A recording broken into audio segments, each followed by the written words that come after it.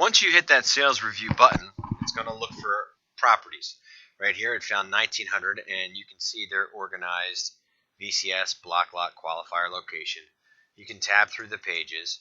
Now, if you wanted to ignore your Chapter 123, your 15% corridor for your sales ratio, you could manually select sales to exclude or include.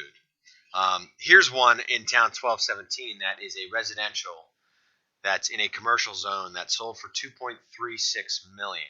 Here's another one that sold for 2.36 million.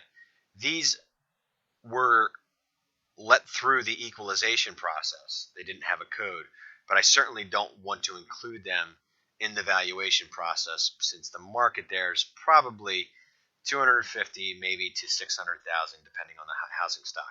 So I can actually override and X out these two sales since I do not want them to be included in my analysis.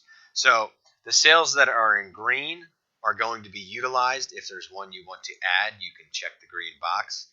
Now there's quite a few pages here, so you don't have to go through every one, but if you wanted to look at, say, a specific VCS, you could, or if you wanted to look strictly at estate sales, say, and you code 10, you could filter, and now we're looking at estate sales. Now here the ratio, it's a little high, little high, little high. This one is not that bad, so maybe I'd like to include it. So you can hit the X to include it.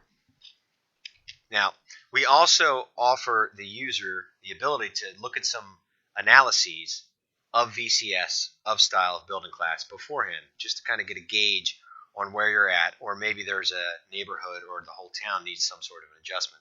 So first we'll click on VCS analysis, and it gives you the breakdown of the VCS, the number of sales, the sold properties total assessment, the total sales, the price per square foot, the average sales ratio, and the coefficient of deviation, which is a nice measuring tool looking at uniformity. We do the same thing for style.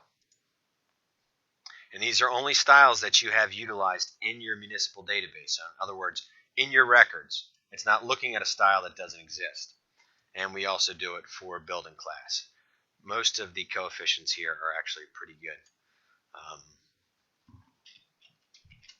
See if I can find one that jumps out at me here. They're mostly under. Oh, there's one. Here's one where there was only 3 sales. The coefficient's 13%. So the assessor, appraiser, or real estate professional may consider looking at this neighborhood WPL again in the future. So we have some pre-evaluation analytics to look at. That information that we can express to mayor, council, administrators, county tax administrators, commissioners, and we have some sales to review before we actually get to the evaluation aspect of it. So we've done step 1, we've looked at our adjustments, we've done step 2, we've set our initial set of parameters, and we've done step 3, which is a sales review, and checked some of the analyses for VCS, style, and building classes.